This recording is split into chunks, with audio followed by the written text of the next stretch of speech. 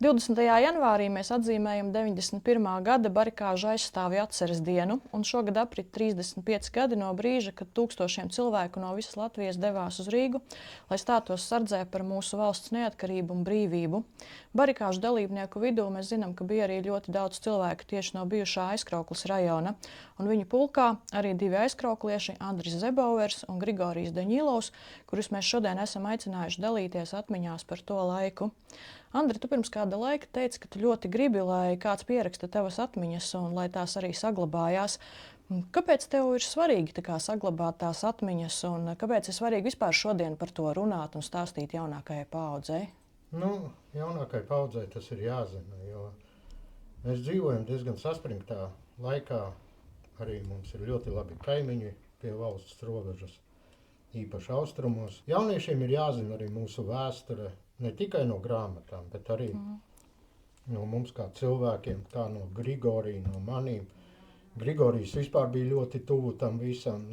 Es nedaudz tālāk biju, bet... Kādas, Grigorija, ir tās jūsu atmiņas par to laiku? Ar kādām sajūtām jūs šodien atceraties to laiku pirms 35 gadiem? Atceros, man saistīties kopā ar manu deliņu. Viņam arī šogad jubileja būs 35 gada maijā. Sieva bija stāvoklī. Reiz bijusi izmeklēšanas nodaļas priekšniece bija pie manis mājās atnākusi, ka reiz teica. Jūs strādājāt toreiz milicijā, jā? Krimināla policijā, milicijā. Arī Kazlovski bija atnākusi, mēs visu to izrunājam, skatījāmies televizoru.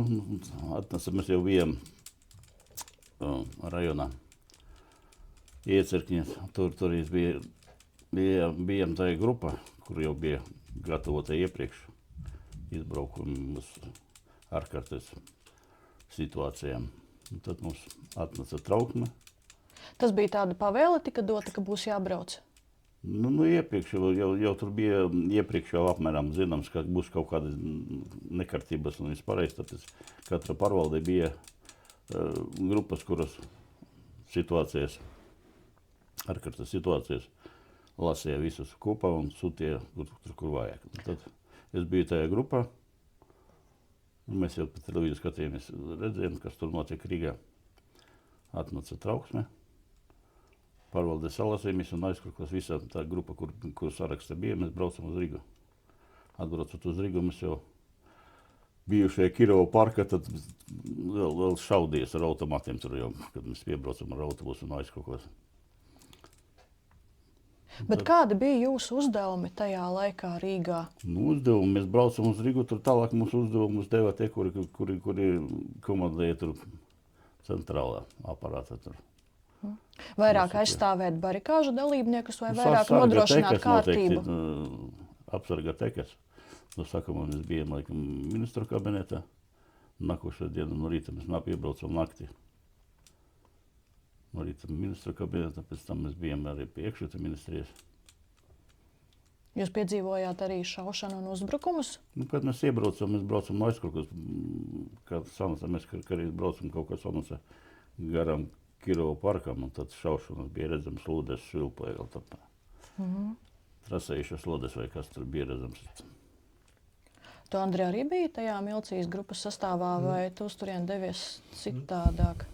Es devos uz turien savādāk. Es arī tāpat kā Grigorijs pieminēja dēlu, 35 gadu jubileju. Man arī meita jau bija, mums ar sievu, ka jau bija pieteikusies meita. Un atceros kā tagad, kad tanīs panorāmas ziņās sākās tā apšaude. Es gaidīju, kad man pazvanīs. Es tanī grupā nebiju iekļauts, es biju pārāk jauns. Bet tu strādāji milicijā arī tajā laikā? Es nestrādāju, dienēju milicijā, es biju alternatīvajā dienestā.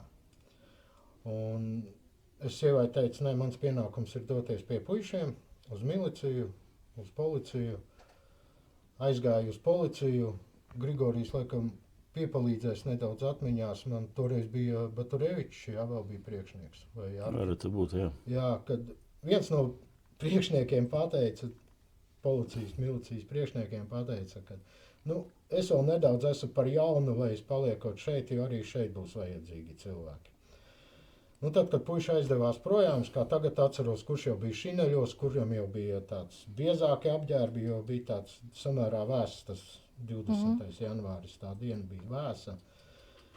Un puikas, kā aizbrauc, es paliku turpat dežūru daļā, un es ik pa brītiņam gāju arī, tā kā puiši vēl bija Rīgā, gāju uz dežūru daļu, un tā bija viens vakars, kad puiši bija devušies tikai ļoti maz, bija toreiz automātiskie ieroči, puikas bija pārsvarā devušies ar pistolēm uz turieni, un tad mēs ar Dainu Grunšteinu novadu pilsētas pašvaldību iedeva automašīnu, un tad, kā tagad atceros, bija zaļš Žiguls. Man kājas automašīnā bija jau saliktas uz patronām, tā saucamie cinki, un tad mēs trietā šofers Dainis un es vedām puišiem uz ministru kabineta ieročus automātiskos. Kā tagad atceros, kad iegāju starp tām barikādēm, starp smagajām automašīnām, kad iegāju ministru kabinetā, viss tā lielā zāle, visa gaiša, un puiši nesam smilšu maisus un krāmēja sev nostiprinājumus. Jā, gar logiem un lejā tur, ja brūk, tad lai ir jau aizseks, no kurienes aizstāvēties. Un tad tos patronus, kā tagad atceros, nesa augšā. Teica, kā tagad zinu, kad uz sarkano zāli, ka viņi tur ir apmetušies sarkanajā zālē, un tumšs bija, kājas aizķērās labi, kad dzīvs paliku, kad neuzkritu virsū tām patronām un pieras nepārsitu. Tādas tās manas atmiņas, bet diezgan baisi bija tanī vakarā braukt uz Rīgu un zinot, kas viss notiek. Bija baiļu sajūta arī, jā? Jā, un pēc tam starp dežūrām. Tikai nenormāls cilvēks nebaidās. Tu taču šaudas. Nevienam negribas mirt, bet pildīt savus pienākumus tāpat vajadzēja. Jā. Zveres dots ir, nevar nepildīt savus pienākumus. Jūs bijāt tādas pusmilitāras personas, bet bija jau arī ļoti daudz, kas bija civilās personas. Jums bija pieejami šie ieroči, bet tiem civilajiem aizstāvjiem, kāds jau pakluso atzīst, ka kabatā vai azotē kāds šaujamais bija, bet tā kā jau nedrīkstēja. Medniki bija kaut kāds paņemies līdzi vienam, ka parasti mūsu laikus tagad ir legāls, nelegāls, tādos variantus cilvēks, ja brauc aizsargāt, viņš pakir to, ko tajā brīdī neviens viņu neiztiks ar katras situācijas. Jā, bet tiešām jūs bijāt arī reāli gatavi iesaistīties tādās reālās kaujās? Mūs tā audzināja pildīt savus pienākumus. Ja būtu jāšaubu, būtu šauši. Bet pēc barikādēm jūs pēc tam turpinājāt strādāt arī neatkarīgās Latvijas policijā, jā? Tā kā jūs to savu pienākumu pret valsti turpinājāt pildīt vēl diezgan ilgi? Līdz 10. gadam, kamēr pensijas gāja, jā. Tu, Andri, arī turpināji vēl strādāt, jā? Jā, es turpināju, es dienestu pabeidzu 13. gadā iekšlietās. Augustā biju Saimā, augstākajā padomē toreiz, tad arī mūs sūtīja uz turienu. Augustā biju augstākajā padomē, arī ar ieročiem biju, jau bija uzticēti ieroči. Viss pārējais, jā. Un atkāpjoties pie janvāra notikumiem, tad arī starp maiņām un dežūrām braucu pie mūsu deju kolektīvu puiši. No Pičiņa bija pie televīzijas turņa, tad es braucu arī pie viņiem uz televīzijas turņu, uz barikādēm. Tā tas viss man saistās ar to 91. gadu, gan janvāri. Bija pārāk, laikam, droši, es izteigāju visas tās barikāžu vietas un bija nācies arī ministru kabinetā būt. Civili ne tikai aizsargājām, stāvēja tā kā līnija, bet civilē arī palīdzēja mūsu barojādari. Mūsu klīdzeņas visi darbinieki daudz bija no aizkarkus, kuri teju ar lielas tas paļoja kuhņa vai kas tur saucama. Tā lauku virtuvē, jā? Tā armijas te varianti. Tā kā šitam restorānu lielajiem termosiem, bēdāšos vēl, ko viņi tur varēja, visu baroja veda mainīja tur. Jā, tas pierādīja, ka vienalga kādas tautības cilvēks, tauta bija ļoti vienota, visi palīdzēja un atbalstīja. Tāpēc Andris pareizi saka, jaunatnē man deliņš karīs tajā gada piedzima mājās, jau bija stāvokli, kad es aizbraucu. Jaunatnē jāzina to vēsturi, jābūt gatavam aizsargāt savu dzimteni, ja vajag. Tā kā, tādi varianti, ka arī audzina jaunatnē to patriotismu. Bet ko teica? Kas mūsu laikus trūkst vienam otram. Bet ar kādām sajūtām tad ģimenes jūs pavadīja uz to Rīgu, zinot, kad notiek gan šaušanas, gan uzbrukumi? Saku, man bija atnākusi, ka blakus dzīvoja izmeklēšanas nodaļas tur priekšniece, kad Lovs karija. Blakus māja viņa dzīvoja, viņa karīs atnāca redzēja to pašu pie manis. Ziniet, kas jau stāvokli, viņi palika ar sivu vēl, kad mums aizbraucam. Tā kā Tev arī mājās mazs bērniņš. Mums jau sieva kā tagad saka, ko tu trakam padarīsi.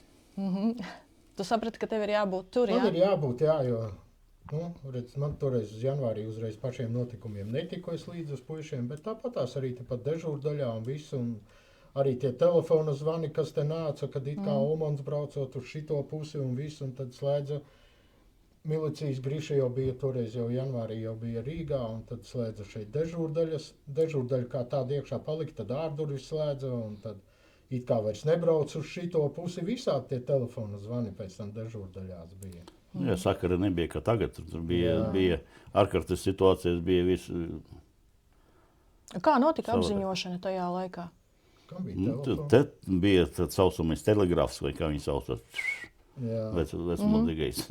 Rācijas? Ar lenti tur. Nē, ar lenta nāca no Rīgas. Tā kā kompis ar raksta mašīnu tur klapēja, un pēc tam lenti sūtīja. Ja līnija nav aizņemta, tad gāja, ja sakari bija. Rīgā uz vietas, ja vajadzēja noziņot kaut ko svarīgu, tad? Tur jau bija, sakam, arī mazliet bardačīs tur tā. Viena ministrija ar otru ministriju, kam ir tikai skaidrība, kas tur, kur komandēs, kas ko darīs, kur rīkosies. Bet, pārsvarā. Mēs pildījām to, kas mums bija, mums prasīja. To mēs darījām visu. Andri teica, ka izstaigāja daudzas vietas Rīgā, daudzas tās, kur bija barikādas sabūvētas. Es zinu, ka bija arī tādi, kas brauca tikai ziņkārības pēc vai piedzīvojumu meklējumos, vai gadījās saskarties arī ar tādām situācijām. Tas bija pilns visur, ir līda tur, kur nevajag un nevajag. Cilvēki visos laikos, tagad tādu pilns ir vēl trakāk nekad tajā laikā. Visiem gribas redzēt, tas nekas, ka lodes švilpo. Visiem viens otrs upurs varbūt tāpēc bija, ka viņš ielēdina tur, kur vajag viņam.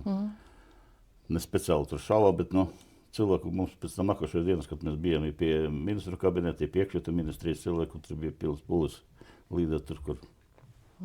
Bija gan tādi, kas reāli devušies aizstāvēt, gan arī tādi, kas vienkārši. Ir izdzirnieki, viss, kas atbraukuši ar tiem aizstāviem kopā, kaut kas varbūt tur. Cilvēkiem interese ir. Tas nekas, ka tur bīstami dzīvībai vai kas, bet cilvēks vienmēr lien paskatīties, kas tur. Tev arī nācās tas jau traucīši ar tādu. Mēs, kad bijām pie puikām, kad biju pie Zaķu salā, tur pie televīzijas toriņa, staigāja cilvēki riņķī, mēs jau nezinām, kas viņi bija un ko tad pienāca, tur aprunājās un visādu informāciju, no kurienes, kas un kā, un priekš kam jums tas vajadzīgs. Viss tas bija, Protams, mēs tagad ar šo prātu es saprotu, kas tie pa cilvēkiem bija un no kura kantora viņi bija. Jā, privātā ir automatiem. Jā. Nācās saskarties arī ar kādām provokācijām? Nē, provokācijas nebija nekādas, bet, tur rīktīgi pēc 90 vai kas tur gāja, staigāja dažādos privātais drebes ar automatiskajiem ieročiem, tā kā mēs tur. Mēs darījām to, ko mums lika darīt. Mēs taču nezinājām visu to virtuvi, kas tur notiek, kurš ko dara, kurš ko tur izmeklē, kurš kur. Un kādi ir viņu mērķi, piemēram, jā? Varbūt mūsīs pēc dienas tie kaut kas tur kopā vēl kaut ko zondēja, varbūt kas tur, bet nebija rīkojuma baudīt, aizturēt, kaut ko var pārbaudīt. Un šeit paliekot aizkrauklē uz vietas arī jūti tādu satraukumu, vai, teiksim, te diezgan droši tomēr bija?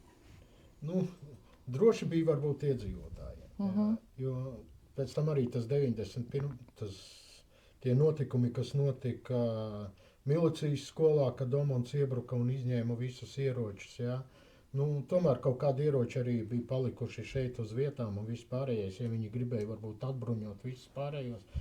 Nebija jau droši, protams, ja tev vēl pazvana, pasaka, kad Uaziks, saucamais Bobiks, brauca Omans it kā uz šo pusi, no Ogres dežūrdaļas pazvana. Bija kā bija jau baisi. Jaunam puikam, protams, tagad ir savādāk. Nebaidās tikai muļķis, ja? Jā. Tagad, ja būtu jāiet ar tādām pašām. Nē, kā es teicu, mums pavisam savādāk audzināja. Ja tu strādā tur, kur tu sargā cilvēkus un mieru un visu pārējo, tad tu jau zveres te jau bija. Nesaudzi savu dzīvību un visu pārējo aizsargāt cilvēkus. Tā kā It kā no vienas puses bail, bet no otras puses mums bija, nebija tik traki, ka mēs bijām tur tādi varoņi un viss pareizi, bet, pildīt mēs gājām ar savu sirdsapziņu apzināti. Tas nebija tikai tāpēc, ka tā ir pavēle, bet tāpēc, ka tā arī bija Apzināti, pārliecība, ka ir jāiet un jāizstāv savu valsts. Pildīt savus pienākumus, tu ietnāci strādāt tur, tev jāpildā to, ko tu esi uzņēmies. Nu jā. Tu jau pieminēji, ka mēs dzīvojam tādos apstākļos un tādā vietā, kur blakus notiek kara darbība, un ik pa brīdim arī izskan tādas ziņas, kad apdraudējums varētu būt arī Baltijas valstīm. Vai šodien mēs spētu būt tikpat vienoti un tikpat saliedēti un doties aizstāvēt savu valsti, kā jums liekas? Es domāju, ka jā. Latvijam ir iekšā tas spīts. Zeme ir zeme. Protams, būs kas aizbrauks, būs, nedod Dievs, nebūs nekas tam līdzīgi. Bet es domāju, būs kas ies un darīs. Un Lielākā daļa latviešiem ir tas spīts. Labi, mēs tur varam paraudāt, ka grūti vai kaut kas, bet mēs tāpatās iztaisnojamies un mēs ejam un mēs daram. Tas ir tā daļa, kura negribas sargāt, tā pamūks jau iepriekš. Sagaidot, to viņiem būs ārzemes kaut kur prom. Visos laikos tādi bija un būs. Ir tiem jauniešiem, ir tas arī tas patriotisms iekšā arī paskatoties. Ir. Varbūt tās nav tāds, kāds varbūt bija tanīs 90. gados. Jā. Tur tā problēma, ka tas jaunatnes tagad maz palika. Arī, jā. Tur tā galvenā problēma. Jā, bet būs. Un tas ir arī viens no iemesliem, kāpēc varbūt iestājies Zemessardzē? Zemessardzē es iestājos sakarā ar to, ka 2022. gada notikumiem februārī Ukrainā kaut gan ilgi man nācās pārkāpt tam slieksnim pāri, bet aprīlī es pārkāpu tam slieksnim pāri. Man bija savi nosacījumi, kad es iekšlietās biju diezgan daudz saistīts ar ieročiem, kad es vairs ieročiem neskāršos klāti.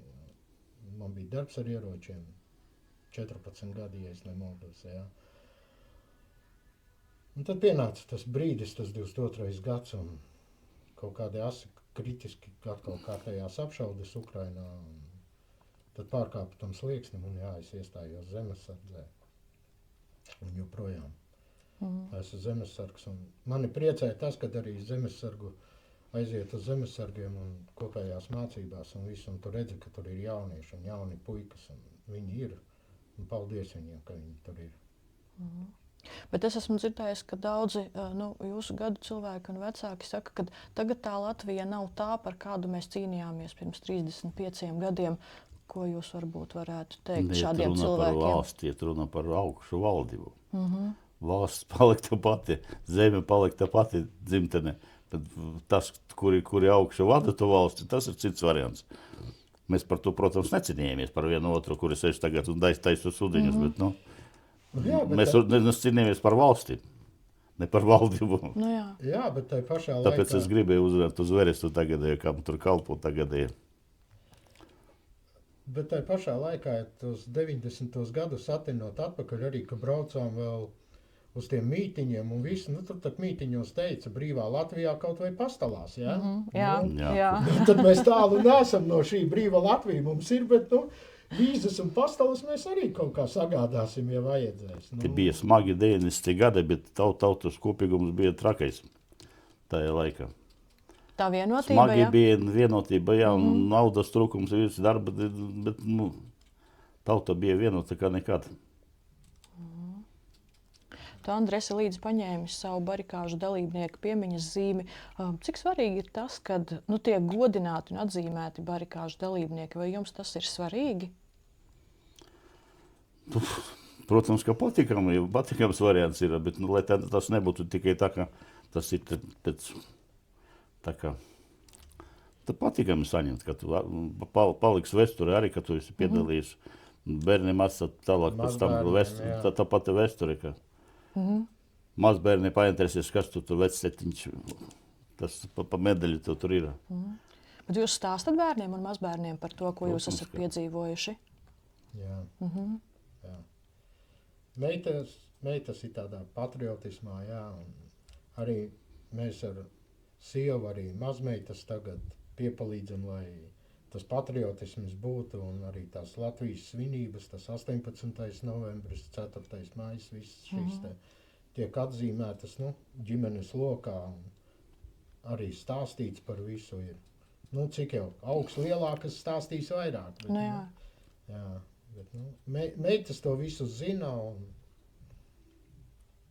tāpēc ir svarīgi droši vien, lai tās atmiņas arī tiek saglabātas, jo tas ir sava veida tas patriotismu veicinošs tāds faktors.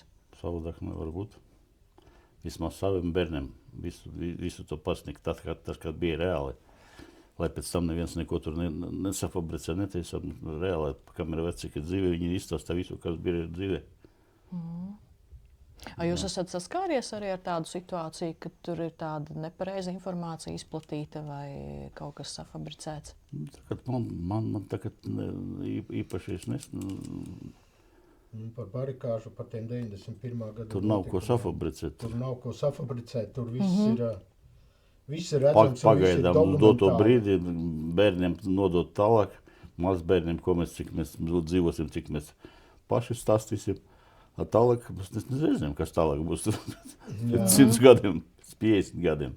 Tāpēc droši vien ir svarīgi, kad ir arī šis barikāžu muzejs, kas saglabā visu to piemiņu, kur arī visi šie notikumi ir atainoti. Protams, jā. Tas viss kopā ir ar tiem dalībniekiem, kuri piedalījās, viss tā vēsture, kur izstāstā, viss parāda reāli.